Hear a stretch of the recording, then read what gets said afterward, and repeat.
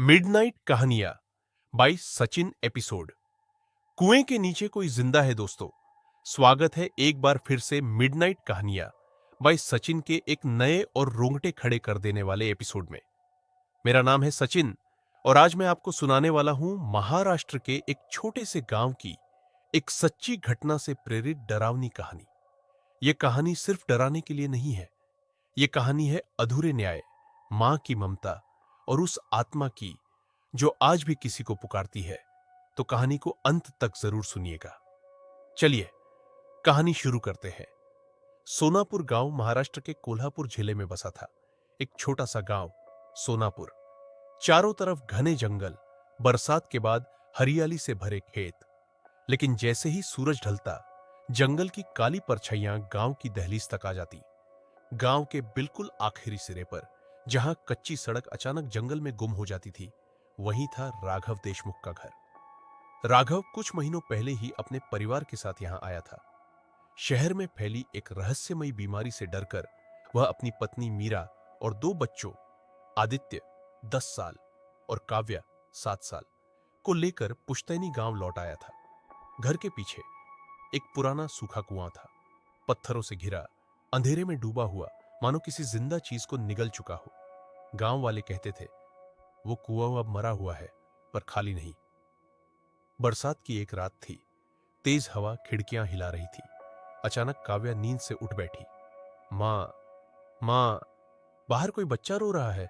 मीरा ने पहले तो टाल दिया, जंगल से आवाज आ रही होगी। लेकिन आवाज धीरे धीरे साफ होने लगी। सिसकियां, किसी छोटे बच्चे की। अब तक राघव भी जाग चुका था। लालटेन लेकर वह बाहर गया, घर के पिछवाड़े कुएं के पास। जैसे ही उसने कुएं में झांका, आवाज सीधे वहीं से आ रही थी। कोई है नीचे? राघव ने कांपती आवाज में पूछा। अचानक रोना बंद और उस खामोशी में जंगल की तरफ से किसी की नजर होने का एहसास। राघव उल्टे कदम घर लौटा। उस रात कोई नहीं सोया। अगली सुबह राघव गांव के सबसे बुजुर्ग शंकर काका के पास गया। काका ने सुनते ही कहा, उस कुएं से दूर रहो बेटा। कुछ कुएं पानी से नहीं, गुनाह से भरे होते हैं। लेकिन राघव नहीं माना। अगली रात फिर वही आवाज। इस बार बच्चों ने कहा, बाबा उसे बाहर निकाल लो। राघव ने रस्सी बांधी और कुएं में उतर गया। नीचे अंधेरा। अचानक उसका पैर किसी चीज से टकराया। लालटेन की रोशनी में एक छोटी उंगली की हड्डी। तभी ऊपर से एक ठंडी हंसी।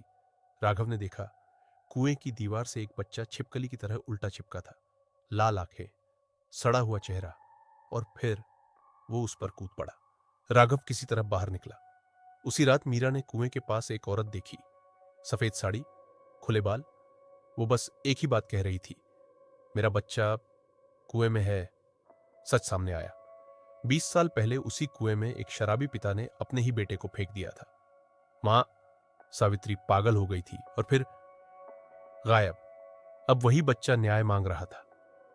एक रात आदित्य नींद में कुएं की तरफ चल पड़ा, आंखें बंद, जैसे कोई खींच रहा हो। अब राघव और मीरा समझ चुके थे, ये आत्मा मदद मांग रही है। पूजा शुरू हुई, लेकिन आधी रात सब कुछ बदल गया। दीवारों पर खून से लिखा, मुझे मेरी मां दो। बच्चे हवा में उठ गए। तभी मीरा आगे बढ़ी। अगर मां चाहिए तो मैं हूं। कुएं से वही औरत निकली, सावित्री। बच्चा रो पड़ा। मां बेटे ने एक दूसरे का हाथ पकड़ा और रोशनी में बदल गए। कुआं बंद कर दिया गया। सब शांत हो गया। लेकिन महीनों बाद बरसात की एक शाम, काव्या बोली, मां, कुएं के पास कोई खड़ा था। मीरा ने देखा, कुछ नहीं, लेकिन हवा में एक धीमी आवाज, दीदी। दोस्तों, अगर आपको यह कहानी पसंद आई हो तो वीडियो को लाइक करें और चैनल को सब्सक्राइब जरूर करें, क्योंकि अगली कहानी और भी डरावनी होने वाली है। मैं था सचिन और यह था मिडनाइट कहानियां बाय सचिन, क्योंकि कुछ कुएं आज भी सुनते हैं।